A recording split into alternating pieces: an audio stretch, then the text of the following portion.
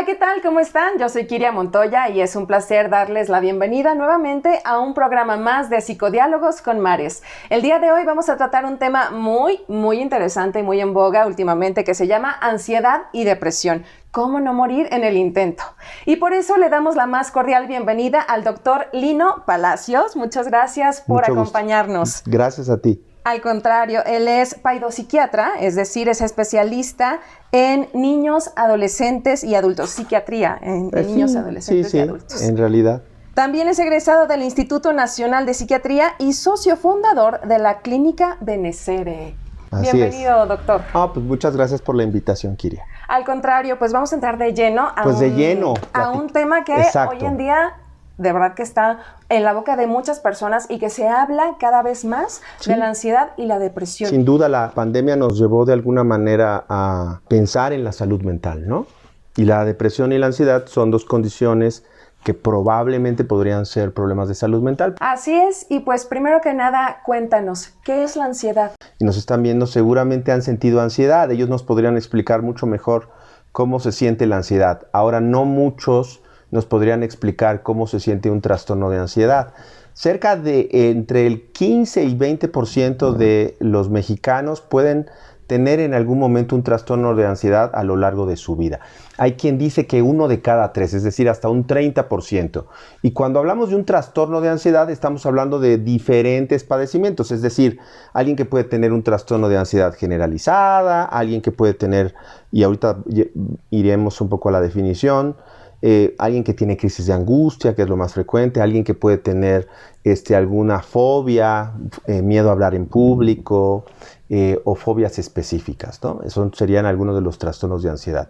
¿Y cómo se siente? Bueno, pues las personas que lo sienten, pues sienten mucho malestar, existen manifestaciones somáticas, como decimos, como palpitación, sequedad de boca, sudoración de manos, falta de aire. Un nerviosismo exacerbado, ¿no? Exacerbado. Y depende de qué manifestación. Por ejemplo, si fuera una crisis de angustia, que es algo muy, desafortunadamente, a veces muy frecuente, las personas que lo llegan a tener, muchas veces en lo que menos piensan es que sea una crisis de ansiedad.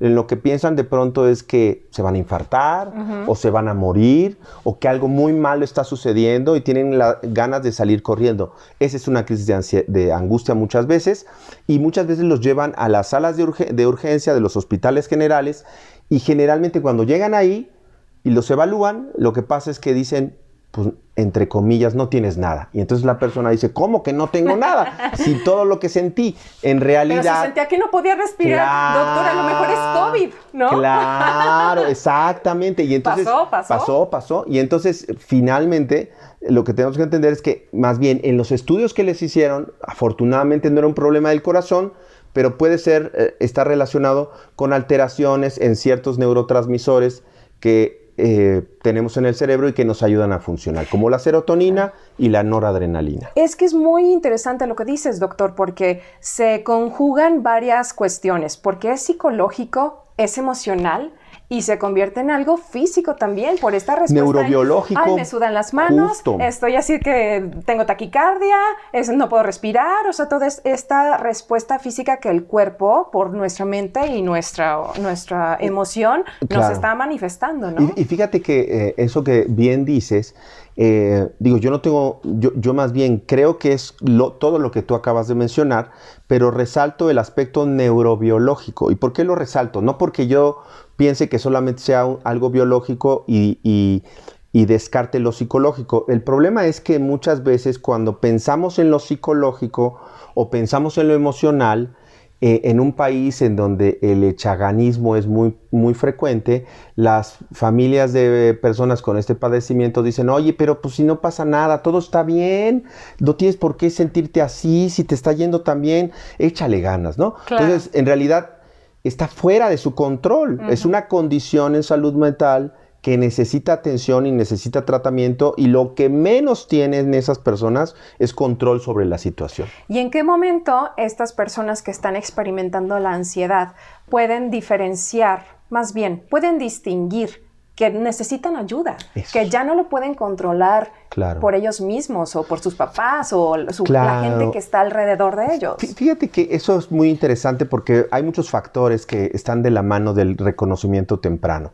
Pero bueno, primero diría yo que cuando a alguien le genera malestar, es decir, si yo tengo ansiedad, por ejemplo, que me adapta, que me ayuda a construir, que me ayuda a crecer, estoy pensando en una situación en donde, por ejemplo, me avisa de un peligro inminente o me presiona para trabajar y entregar algo que tengo que entregar. Es decir, eso me ayuda y es algo agudo, es decir, de corto plazo, y me ayuda a crecer.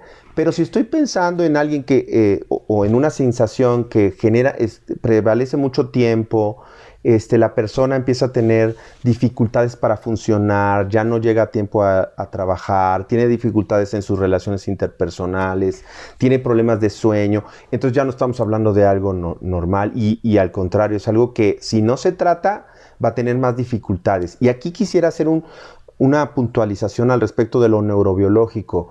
Hemos ido avanzando al respecto en la ciencia sobre lo que implica tener un trastorno de ansiedad, por ejemplo.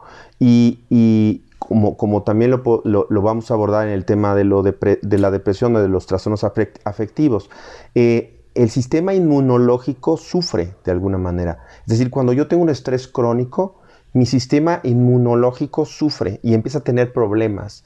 Y esto a la larga puede generar otros problemas en salud. Entonces, hay quien puede decir, bueno, pues es que de un trastorno de ansiedad no te vas a morir. Bueno, eso es cierto, pero si tú estás frecuentemente expuesto a un problema de ansiedad a largo plazo, puede generar problemas cognitivos tan parecidos a una demencia, tan parecidos a problemas de memoria que se quedan ahí, o problemas estructurales a nivel cerebral. Entonces, por eso es tan importante tratar la ansiedad. Claro, porque genera problemas en tu vida diaria, en tu trabajo, en la escuela, con tu propia familia. Empiezas a tener también problemas de pareja, incluso con tus hijos. Y existe algo también que se llama ansiedad social. O sea, hay gente que mejor ya inventa cualquier pretexto, ya no salgo para nada de casa, o sea, ¿sabes qué? No, estoy enferma, lo que sea, no puedo salir porque no quiere exponerse a lugares donde haya mucha gente, que pasó mucho, sobre todo ahora con la pandemia, por el miedo a irse a contagiar de COVID o de cualquier otro bicho posible y existente, ¿no? Y hasta incluso el miedo a tomar el teléfono y hacer una llamada, hacer una cita médica, el miedo a pedir algo en un restaurante o a pedir algo en algún mostrador.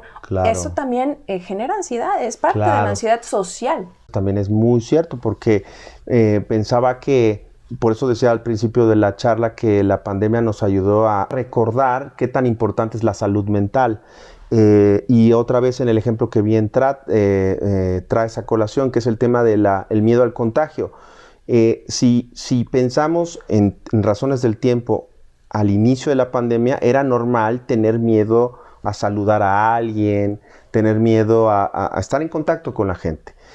Y conforme hemos pasado el tiempo, de pronto hay esta dificultad para irnos adaptando a esta nueva realidad en donde en lugares cerrados sí tenemos que usar cubrebocas, que ahí es donde de pronto veo a gente que no lo usa, y en donde de pronto en lugares abiertos sigue habiendo gente con cubrebocas, ¿no? Entonces es un tema de ansiedad en donde a veces nos ayuda a adaptarnos y a veces no. Ahora, el tema de la ansiedad social creo que es muy importante y voy a puntualizar otro tema que no hay que perder de vista, que es cuando la ansiedad se presenta en edades tempranas, porque no es lo mismo que yo tenga un trastorno de ansiedad cuando tengo 40 años que cuando yo tengo 10 años, porque hay que entender que en los primeros 21 años de vida, 25 tal vez, todavía nuestro cerebro está en formación. Entonces, cuando está la exposición de un trastorno de ansiedad en etapas tempranas, existe una serie de factores biológicos como el cortisol, como en especial, como ya lo dije, la serotonina, noradrenalina, como factores inmunológicos que pueden tener un efecto a nivel estructural en el cerebro. Entonces, por eso es tan importante tratar oportunamente y tratar de trabajar en el estigma.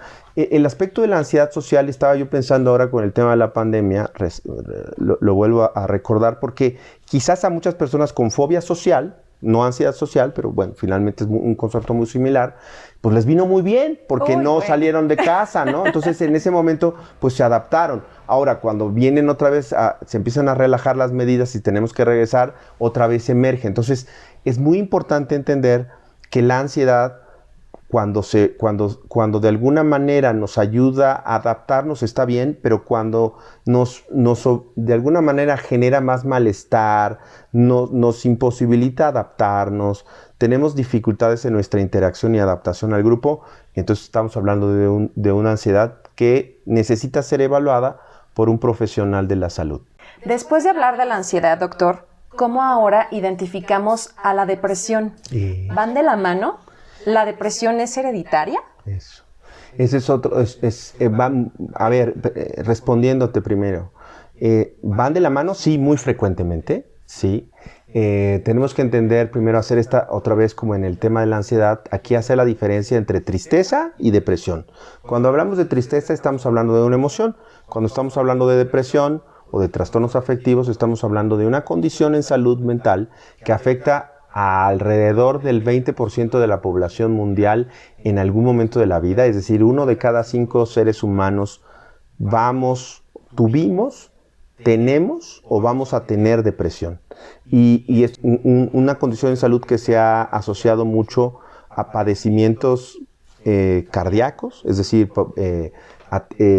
infartos al corazón, con otras enfermedades como diabetes, con enfermedades metabólicas, con enfermedades endocrinológicas, es decir, con problemas de tiroides, por ejemplo. Entonces, la depresión es una condición en salud que va muy de la mano de trastornos de ansiedad o de síntomas ansiosos, ¿no?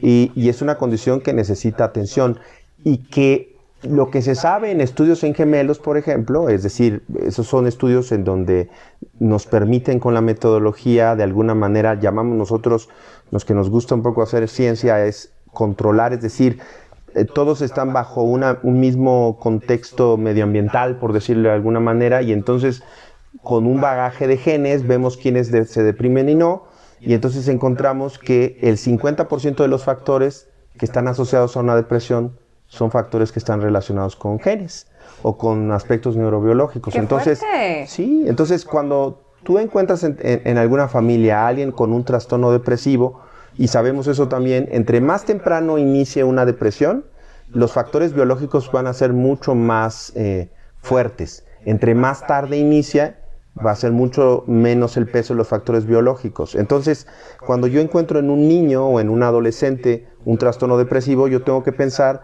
que algún familiar en primer grado también tiene depresión. Y eso explicaría de alguna manera por qué en algunas familias o en muchas familias tardan en llevar a sus hijos a consulta, porque de alguna manera es una condición que ya se ha vivido y dicen, eso a mí también me pasaba. Entonces, es común, ¿no? Es común, no pasa nada. Si yo atravesé ello, tú también puedes. Exacto. O la otra es asociar, por ejemplo, la adolescencia con depresión, es decir, o confundirlo más bien. Es decir, que de alguna manera nos dicen, pero sí es normal que los adolescentes estén de pronto irritables y deprimidos, ¿no? Es parte de la adolescencia. No, no es parte de la adolescencia. Deja tú la adolescencia, también las generaciones. O sea, claro. Ahora la generación que viene siendo la Z o los millennials dicen que es una generación depresiva. Y eso, digo, es un poco, yo diría, pues, irresponsable decirlo, porque en realidad no tenemos estudios que lo hablen así,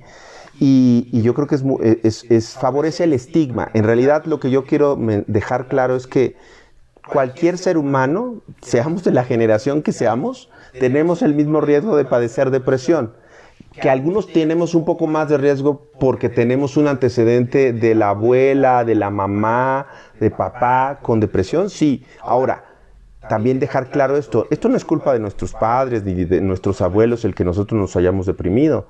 Esto es un tema más bien de muchos factores que de alguna manera pues, nos generan cierta susceptibilidad, pero en presencia de factores estresores como puede ser la pandemia, un factor estresor que todos vivimos, pues algunos somos más vulnerables que otros, ¿no? Sin embargo, aunque tengamos esta predisposición genética, debe de haber algún evento en particular que desencadene la depresión, ¿no? Eso es interesante porque aplica para una buena proporción, pero no para todos, déjame decirte. Hay personas que, y ahí viene otra vez el tema del echaganismo, ¿no? Que es el tema de decir, pero ¿cómo, Lino? Si tú te va muy bien en todo, tienes oportunidades, no tienes problemas con tu familia, ¿cómo es que estás deprimido? En realidad, eso muchas veces puede ser que una depresión en alguien que es susceptible no necesariamente tiene un evento que lo desencadena. Y entonces también hay que tenerlo claro. Muchas veces sí, pero eso ya hablaríamos de otros conceptos que sería interesante abordarlos, pero en este caso yo te diría, no necesariamente. Muchas veces sí, pero no necesariamente tiene que haber un factor desencadenante. O sea, puede ser eventualmente, no sé, la pérdida de un ser querido. Eso puede ser, pero también ahí déjame decirte una cosa, que otra vez vamos al tema de la tristeza, es decir, cuando yo pierdo a un ser querido y eso es un duelo, pues yo tengo que pasar por un duelo y eso es algo normal. El problema es que si después de un cierto tiempo, después de, no sé, 3 meses, 6 meses, yo sigo teniendo problemas o sea, tengo un estado de ánimo depresivo y demás, y no elaboro, quizás entonces se está complicando con un trastorno depresivo. Pero si después de al cabo de 1 a 3 meses mi duelo se va resolviendo, o sea, me voy sintiendo cada vez mejor, pues en realidad muchas veces pues era un proceso normal, ¿no? Entonces eso también tenemos que tenerlo muy claro. Mira, en realidad yo siempre invito a la población y a los que nos están escuchando que cuando existen este tipo de síntomas, por ejemplo, porque no lo hemos mencionado, pero podríamos hablar sobre, en los chicos, por ejemplo, hay mucha irritabilidad, ¿no? Sí. En los chicos no hay tristeza, ese es un correlato. Los adultos estamos tristes, los adolescentes son muy irritables, o los niños pueden tener muchas quejas somáticas, es decir, constantemente van a la enfermería, por ejemplo, porque les duele la cabeza, les duele el brazo, les duele el estómago, ¿no? Todo les pasa. Entonces, hay que descartar un poco eso. Además de estos síntomas, hay una pérdida en el interés por las cosas, o más bien una pérdida en la capacidad para disfrutar de las cosas que antes disfrutábamos. Por ejemplo, a mí me gusta mucho el fútbol, ¿no? Y yo podría, ahora que viene el Mundial, de pronto perder la capacidad para disfrutar de los partidos. Si es así, eso se llama anedonia. Y también hay una disminución una disminución en la energía. Puede haber llanto cansancio, fácil, ¿no? exacto. Ganas de no levantarte de la cama. Aislamiento. No querer hacer nada. Exacto, aislamiento, claro. ¿No?